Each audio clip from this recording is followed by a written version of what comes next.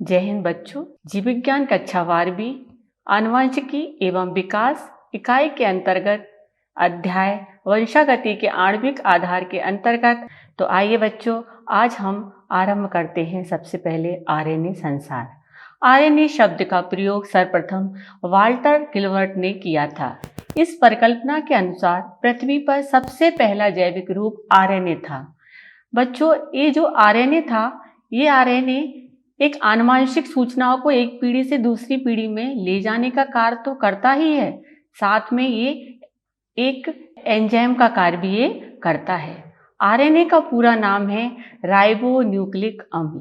यह single stranded होता है, अर्थात यह एक सूत्रीय होता है। यदि हम आरएनए का रासायनिक संगठन देखें तो आरएनए 3 अवयव से मिलकर बना होता है: नाइट्रोजनी क्षारक, शर्करा और फास्फोरिक अम्ल। इसमें जो शर्करा होती है उसका नाम है राइबो शर्करा, और जो नाइट्रोजनी क्षार हैं ये कितने प्रकार के होते हैं? 2 प्रकार के, प्यूरीन और पिरिमिडीन। प्यूरीन 2 प्रकार का होता है, एडेनिन और ग्वानिन, और पिरिमिडीन इसमें 2 प्रकार का होता है, साइटोसिन और यूरेसिल। और तीसरा अवयव है इसमें फास्फोरिक अम्ल। तो आरएनए 3 प्रकार के होते हैं: मैसेंजर आरएनए, राइबोसोमल आरएनए और टीआरएनए। जो मैसेंजर आरएनए होता है, जैसे कि नाम से ज्ञात हो रहा है कि यह संदेश ले जाने का कार्य करता है। यह केंद्रक से संदेश कहाँ ले जाता है? कोशिका द्रव में। और राइबोसोमल आरएनए यह राइबोसोम का निर्माण करता है। और ट्रांसफर आरएनए यह अमीनो एसिड को प्रोटीन सिंथेसिस के समय कोशिका द्रव से प्रोटीन संश्लेषण के स्थान पर ले जाता है। जो एमआरएनए होता है यह कहाँ स्थित रहता है? कोशिका द्रव के राइबोसोम में पाया जाता है। और राइबोसोमल आरएनए यह राइबोसोम के अंदर पाया जाता है। और टीआरएनए स्थित रहता है साइटोप्लाज्म में। यदि एमआरएनए की संरचना देखें तो यह एकल सूत्री होता है, अर्थात सिंगल स्ट्रैंडेड। और जो राइबोसोमल आरएनए होता है यह एकल सूत्री रचना के साथ साथ इसमें क्या पाए जाते हैं? फोल्ड पाए जाते हैं। और जो टीआरएनए होता है यह क्लोवर लीफ के समान होता है, जैसे कि क्लोवर लीफ होती उसके समान दिखाई देता है। और यदि कार्य देखें तो एमआरएनए का मुख्य कार्य है यह डीएनए से सूचनाओं को कोशिका द्रव में लाकर प्रोटीन संश्लेषण में सहायक होता है। और आरएनए का कार्य क्या है? यह राइबोसोम का निर्माण करता है। और टीआरएनए यह सक्रिय अमीनो अम्ल को प्रोटीन संश्लेषण के लिए कोशिका द्रव से प्रोटीन संश्लेषण के स्थान पर, अर्थात राइबोसोम के पास ले जाता है। अब यदि हम टीआरएनए की संरचना देखें तो ये टीआरएनए का क्लोवर लीफ मॉडल है। और कैसा मॉडल है? 2D। बच्चों, इसमें ये 4 भुजाएं दिख रही हैं। जो सबसे ऊपर की भुजा है इसको हम कहते हैं एक्सेप्टर आर्म। इसमें 3 प्राइम एंड पर ACC लिखा हुआ है। ये जो ACC है यहीं पर सक्रिय अमीनो अम्ल आकर जुड़ते हैं। और जो दूसरी भुजा है उसका नाम है TCC आर्म। और तीसरी भुजा का नाम है एंटीकोडॉन आर्म। और चौथी भुजा का नाम है D आर्म। बच्चों, इसमें आपको जहाँ जहाँ ये आर्म दिखाई दे रही है ये है यहाँ पर बेस का क्या हो रहा है? पेयरिंग हो रही है। और जहाँ पर ये लूप दिख रहे हैं यहाँ पर अनपेयर्ड बेस हैं, यहाँ पर कोई क्षारों के बीच में पेयरिंग नहीं हुई है। ये जो एंटीकोडॉन वाला भाग है इसका मुख्य कार्य है यह मैसेंजर आरएनए के पास जाता है और पता करता है कि मैं कौन सा अमीनो एसिड लाने के लिए सक्षम हूँ। तो यदि मान लीजिए एमआरएनए पर लिखा हुआ है AUG, तो इस पे एंटीकोडॉन पर लिखा होना चाहिए UAC। इस तरह टीआरएनए कोशिका द्रव से सक्रिय अमीनो अम्ल को प्रोटीन संश्लेषण के लिए राइबोसोम के पास लेकर जाता है। अब हम चर्चा करते हैं डीएनए पैकेजिंग की। बच्चों, जो केंद्रक है और केंद्रक के अंदर क्या पाया जाता है? गुणसूत्र। ये जो गुणसूत्र है वो किससे मिलकर बना है? डीएनए से। तो डीएनए तो बहुत लंबा होता है, तो इस डीएनए को किस तरह से हम पैक करें, किस तरह से इसकी पैकिंग करें जिससे कि यह फोल्ड होकर उस छोटे से केंद्रक में समाहित हो जाए। तो इसके लिए जो एक आधारभूत इकाई की खोज की है उन वैज्ञानिक का नाम था आयुडेट। आयुडेट नामक वैज्ञानिक ने न्यूक्लियोसोम नाम दिया। यदि हम न्यूक्लियोसोम की रचना देखें तो न्यूक्लियोसोम दो अवयव से मिलकर बना होता है, एक डीएनए और दूसरा हिस्टोन प्रोटीन। इसमें जो हिस्टोन प्रोटीन होते हैं वो 5 प्रकार के होते हैं, H1, H2A, H2B, H3 और H4। ये किस तरह से एक दूसरे से जुड़े रहते हैं, आइए इसकी संरचना को देखते हैं। यदि हम न्यूक्लियोसोम की संरचना देखें तो इसमें जो H2A, H2B, H3 और H4 हैं, इनके दो दो अणु मिलकर क्या बनाते हैं, ऑक्टामर। ये जो ऑक्टामर है इसके चारों ओर क्या लिपटा हुआ है, डीएनए। तो ये इस तरह से प्रतीत हो रहा है जैसे कि एक मोती की माला के ऊपर कोई धागा लिपटा हो। तो बच्चों इसको आप ध्यान से देखें तो आपको यहाँ पर H1 हिस्टोन प्रोटीन नहीं दिखाई दे रहा है। ये H1 हिस्टोन प्रोटीन क्या काम करता है, ये हिस्टोन प्रोटीन दो न्यूक्लियोसोम के बीच में जो लिंकर डीएनए होता है ये वहाँ पर पाया जाता है। तो एक न्यूक्लियोसोम में 8 हिस्टोन प्रोटीन रहते हैं। ये 8 हिस्टोन प्रोटीन एक ऑक्टामर की रचना करते हैं।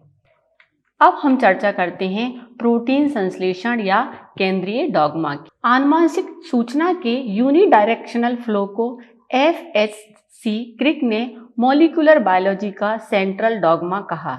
ये सेंट्रल डॉग्मा क्या होता है बच्चों, आइए इसको ध्यान से समझते हैं। यदि डीएनए से डीएनए बनता है तो इसको कहते हैं डीएनए का द्विगुणन। यदि डीएनए से एमआरएनए बनता है तो कहते हैं ट्रांसक्रिप्शन। और यदि एमआरएनए से क्या बनता है, वापस डीएनए, तो क्या बोलते हैं, रिवर्स ट्रांसक्रिप्शन। और एमआरएनए से प्रोटीन निर्माण की क्रिया को कहते हैं ट्रांसलेशन। तो ये दोनों प्रोसेस मिलकर क्या कहलाती हैं, केंद्रीय डॉग्मा। प्रोटीन संश्लेषण का जो पहला चरण है उसका नाम है अनुलेखन। डीएनए से एमआरएनए निर्माण की क्रिया को हम कहते हैं ट्रांसक्रिप्शन या अनुलेखन। इस अनुलेखन क्रिया में जो एंजाइम महत्वपूर्ण भूमिका निभाता है वह एंजाइम का नाम है आरएनए पॉलीमरेज एंजाइम। ये आरएनए पॉलीमरेज एंजाइम एक हॉलो एंजाइम है। ये दो प्रकार के कारक से मिलकर बना है, एक कोर एंजाइम और दूसरा है सिग्मा कारक। कोर एंजाइम में 2 अल्फा, बीटा, बीटा 1 और गामा अवयव रहते हैं और सिग्मा कारक अलग रहता है। ये जो आरएनए पॉलीमरेज हैं ये यूकैरियोटिक और प्रोकैरियोटिक में अलग अलग प्रकार से कार्य करते हैं। यदि हम प्रोकैरियोटिक की बात करें तो एक ही प्रकार का आरएनए पॉलीमरेज तीनों प्रकार के आरएनए का निर्माण करता है। और यदि यूकैरियोटिक में देखें तो अलग अलग प्रकार के आरएनए पॉलीमरेज अलग अलग आरएनए बनाता है। जैसे कि RNA polymerase first ribosomal RNA बनाएगा, आरएनए पॉलीमरेज सेकेंड एमआरएनए बनाएगा और आरएनए पॉलीमरेज थर्ड बनाएगा टीआरएनए। चूंकि हम अध्ययन कर रहे हैं प्रोकैरियोटिक में ट्रांसक्रिप्शन का, तो यहाँ पर हम सिर्फ आरएनए पॉलीमरेज, सिर्फ एक आरएनए पॉलीमरेज ही तीनों प्रकार के आरएनए का निर्माण करता है। तो यदि हम देखें ट्रांसक्रिप्शन क्रिया में तो सबसे पहले बच्चों आपको इस चित्र में दिखाई दे रहा है कि जब आरएनए पॉलीमरेज एंजाइम से क्या जुड़ता है, सिग्मा फैक्टर जैसे ही आरएनए पॉलीमरेज एंजाइम से जुड़ता है ट्रांसक्रिप्शन की क्रिया आरंभ हो जाती है और धीरे धीरे एमआरएनए का निर्माण होने लगता है। जो डीएनए का 3 प्राइम से 5 प्राइम एंड होता है वही टेम्पलेट का कार्य करता है। टेम्पलेट हमेशा कौन सी होती है, वह स्ट्रैंड डीएनए की जो 3 प्राइम से किस तरफ रहती है, 5 प्राइम की तरफ, वह हमेशा टेम्पलेट का कार्य करती है। और जैसे ही इससे आरएनए पॉलीमरेज का सिग्मा फैक्टर जुड़ता है तो यहाँ से ट्रांसक्रिप्शन की क्रिया आरंभ हो जाती है और धीरे धीरे एमआरएनए बनना आरंभ हो जाता है। और जैसे ही आरएनए से रो फैक्टर जुड़ता है, जो रो फैक्टर है वह ट्रांसक्रिप्शन क्रिया को रोक देता है। तो बच्चों ध्यान रखिए कि जब सिग्मा फैक्टर जुड़ता है तो ट्रांसक्रिप्शन आरंभ होता है और जब रो फैक्टर जुड़ता है तो ट्रांसक्रिप्शन का टर्मिनेशन हो जाता है, अर्थात ट्रांसक्रिप्शन की क्रिया समाप्त हो जाती है। अब हम चर्चा करते हैं जेनेटिक कोड। जेनेटिक कोड की खोज खुराना तथा हॉली ने की थी। जो mRNA अभी ट्रांसक्रिप्शन की क्रिया के पश्चात बना है, उस mRNA पर नाइट्रोजन क्षारकों का एक क्रम स्थित रहता है। mRNA पर नाइट्रोजन क्षारकों का जो त्रिक्रम होता है, अर्थात ट्रिपलेट जो क्रम होता है, उसे हम कहते हैं जेनेटिक कोड। यही कोड स्पष्ट करता है कि कौन सा अमीनो अम्ल आकर जुड़ना है, और वही अमीनो अम्ल आता है, और इस तरह एक एक करके सारे अमीनो अम्ल आते जाते हैं और प्रोटीन का निर्माण हो जाता है। बच्चों, कितने अमीनो अम्ल हैं? 20 अमीनो अम्ल हैं, और इन 20 अमीनो अम्ल को कोड करने के लिए कितने कोडॉन हैं? 64। अर्थात एक अमीनो अम्ल को एक से ज़्यादा कोडॉन कोड करते हैं। ट्रिपलेट कोड, जेनेटिक कोड हमेशा कैसी रहती है? ट्रिपलेट, अर्थात क्षार कितने रहेंगे? 3 रहेंगे।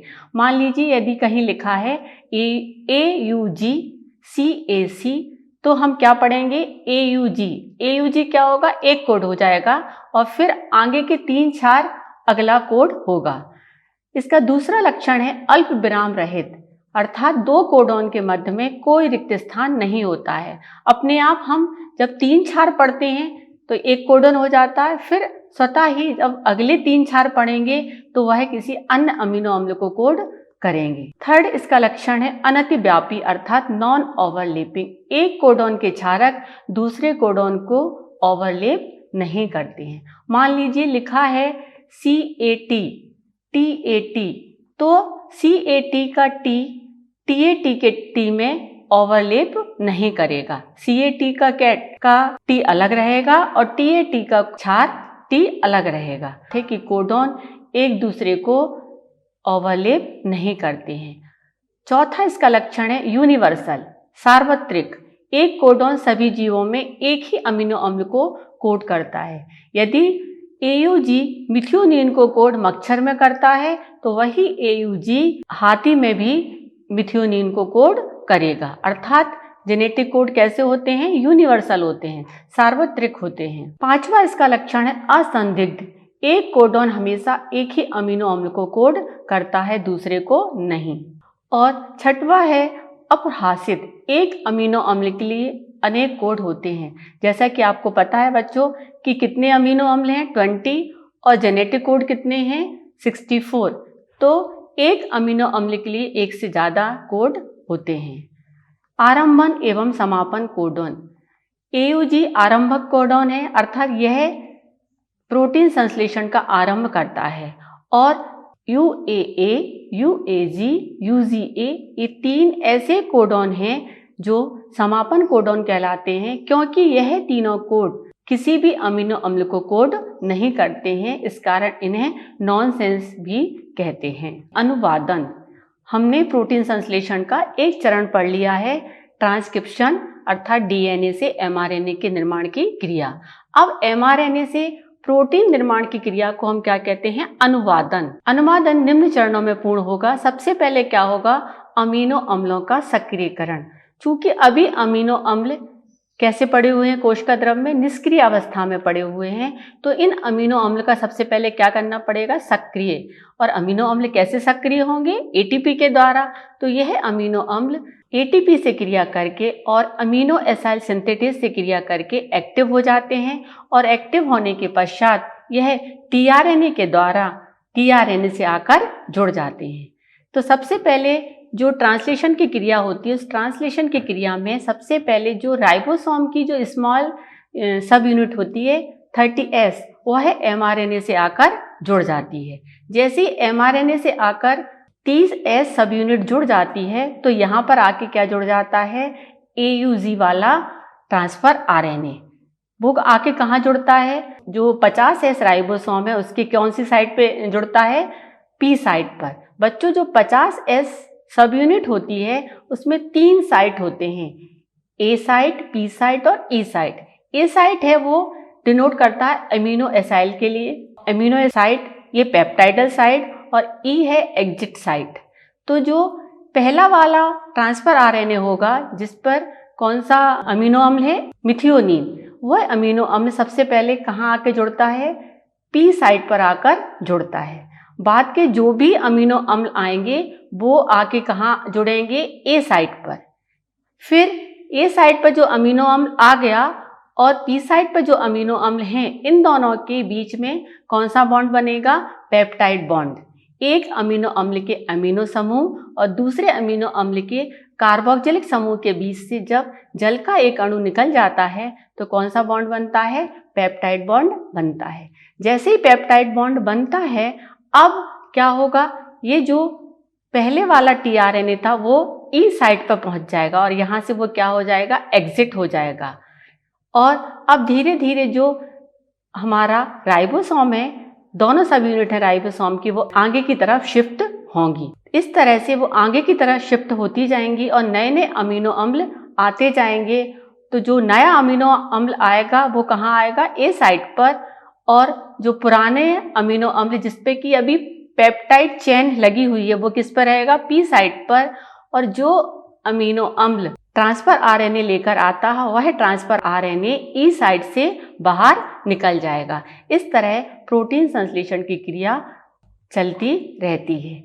जैसे ही एमआरएनए पर कौन सा जेनेटिक कोड आता है? यूएए, यूएजी, यूजीए, इनमें से कोई भी जेनेटिक कोड आ जाता है तो फिर वहां पर प्रोटीन संश्लेषण की क्रिया रुक जाती है, क्योंकि ये तीनों जो जेनेटिक कोड हैं वो किसी भी अमीनो अम्ल को कोड नहीं करते हैं। जब कोड नहीं करेंगे तो कोई भी अमीनो अम्ल नहीं आएगा और यहीं पर प्रोटीन संश्लेषण की क्रिया समाप्त हो जाएगी। जीन अभिव्यक्ति। डीएनए में संचित आनुवंशिक सूचना का एक पीढ़ी से दूसरी पीढ़ी में जाना एवं दूसरी पीढ़ी में लक्षणों के रूप में प्रकट होना जीन अभिव्यक्ति कहलाता है। जीन का आवश्यकता अनुसार सक्रिय अथवा निष्क्रिय होने की क्रिया का नियंत्रण करना ही जीन रेगुलेशन कहलाता है।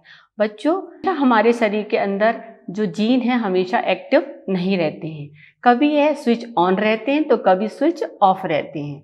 जैसे कि आपने यदि ज़्यादा ग्लूकोज खा लिया तो हमारे पैंक्रियाज में उपस्थित इंसुलिन हार्मोन तेजी से बनने लगेगा, और यदि आपने ग्लूकोज कम खाया है तो उस समय हमारा इंसुलिन हार्मोन कम बनेगा। इसी तरह यदि हम पौधों में देखें तो बीजों के अंकुरण के समय हाइड्रोलाइजिंग एंजाइम है, इसका निर्माण बीजों के अंकुरण के समय तीव्र हो जाता है। हमारे शरीर के जीन स्विच ऑन और स्विच ऑफ होते रहते हैं। तो इस क्रिया का पूरा ऑब्जर्वेशन जिन्होंने किया उन वैज्ञानिक का नाम है जैकब एवं मोनोड।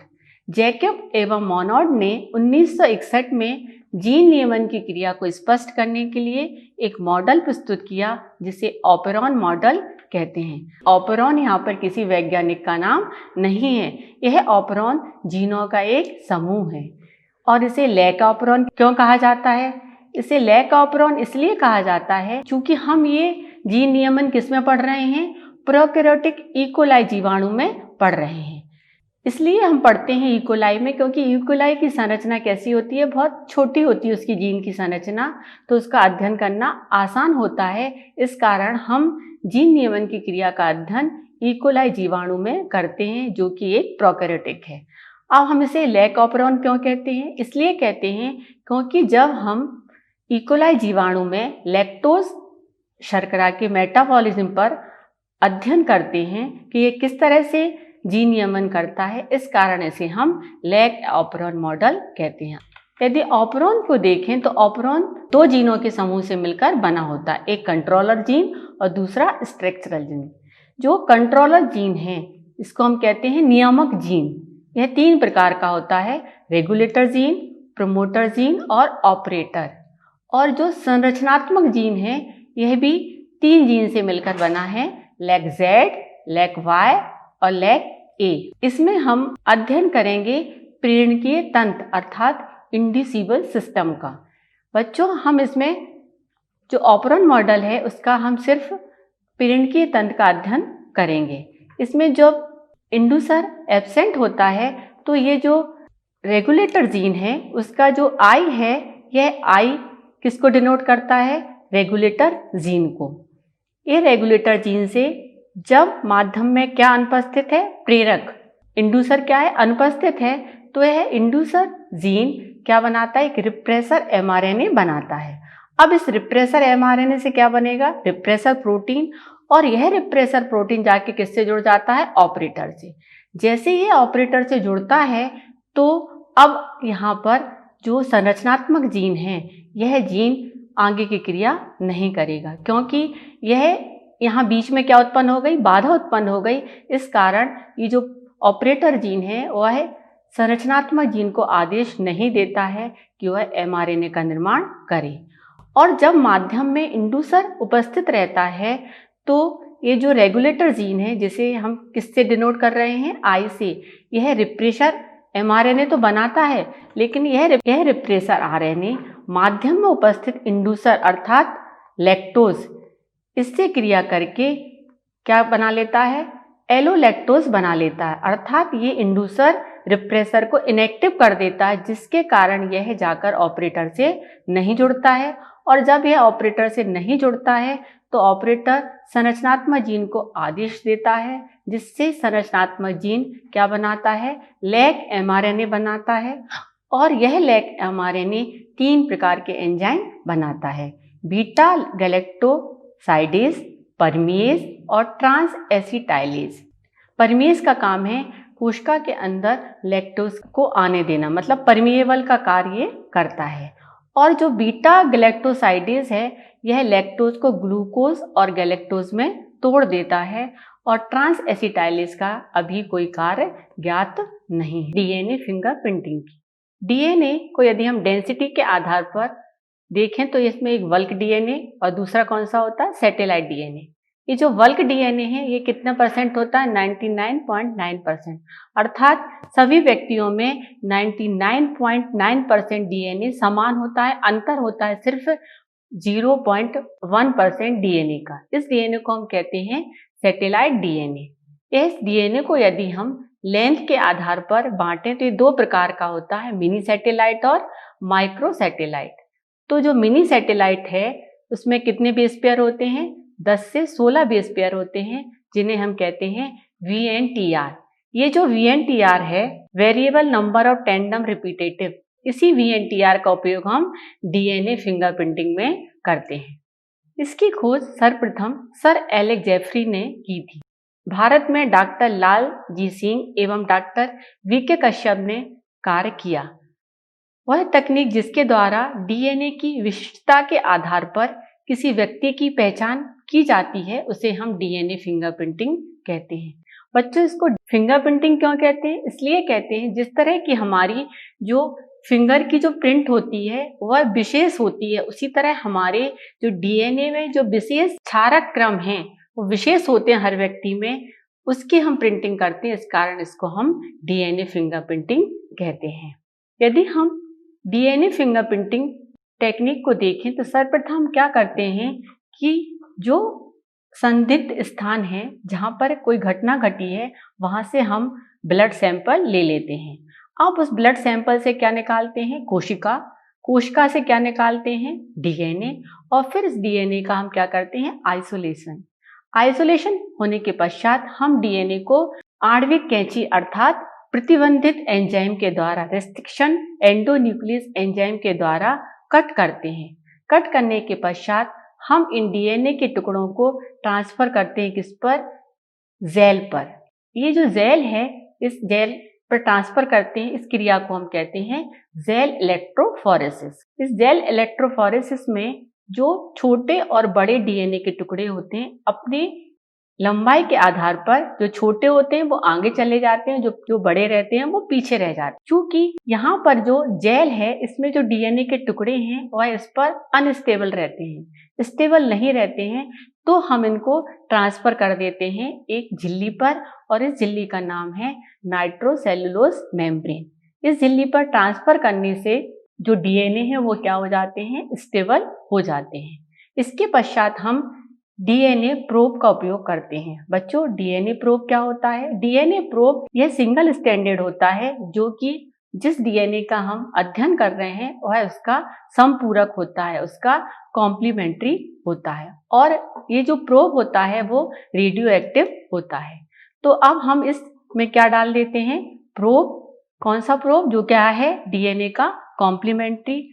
उस प्रोब का और डीएनए का आपस में क्या हो जाता है, संकरण हो जाता है, हाइब्रिडाइजेशन हो जाता है। और फिर हम ऑटो रेडियोग्राफी के द्वारा देखते हैं तो हमें डीएनए की संरचना का पता चल जाता है। तो इस डीएनए की संरचना के द्वारा हम जो संदिग्ध व्यक्ति है उसके डीएनए की संरचना का तुलना करते हैं और इससे हम पता कर लेते हैं कि वहां पर जो घटना हुई है उसका अपराधी कौन है। डीएनए फिंगरप्रिंटिंग का उपयोग है कानूनी समस्याओं के समाधान में, अपराधियों की पहचान करने में और पितृत्व की समस्या के समाधान में। मानव जीनोम परियोजना, किसी जीव में उपस्थित आनुवंशिक पदार्थ को हम जीनोम कहते हैं। सर्वप्रथम इस शब्द का उपयोग हेंस विंकलर ने किया था। बच्चों, इस परियोजना की आवश्यकता क्यों हुई? इसलिए इसकी आवश्यकता हुई कि हम इसके द्वारा जीन का अध्ययन करके हमारी जो आनुवंशिक बीमारियां हैं, आनुवंशिक विकृतियां हैं, उनका निदान कर सकते हैं। इस कारण यह मानव जीनोम परियोजना की आवश्यकता महसूस की गई। इस परियोजना में एक नई साइंस का विकास हुआ। उस साइंस को कहते हैं हम bio informatics. Human genome project की जो विशेषता है उनमें सबसे महत्वपूर्ण बात यह है कि मानव जीनोम 3164 करोड़ न्यूक्लियोटाइड का बना है। मानव में 99.9% से अधिक क्षार एक समान है, अंतर है तो सिर्फ 0.1% का। ह्यूमन जीनोम प्रोजेक्ट के जो लाभ हैं, इसके द्वारा हम वंशानुगत बीमारियों की पहचान कर इसका उपचार कर सकते हैं। वंशानुगत बीमारियां जैसे कि हीमोफीलिया, वर्णांतता, ट्रांसजेनिक जीवों का विकास किया जा सकता है। इसकी सहायता से आनुवंशिक विकृतियों का निदान किया जा सकता है। आनुवंशिक विकृतियां जैसे डाउन सिंड्रोम। अब बच्चों, हम देखते हैं कि इसमें कौन से महत्वपूर्ण प्रश्न हैं जिनका हमें अध्ययन करना है। बच्चों, मुझे आशा है कि आज हमने जो अध्ययन किया है आप सभी को अच्छे से समझ में आ गया होगा। धन्यवाद।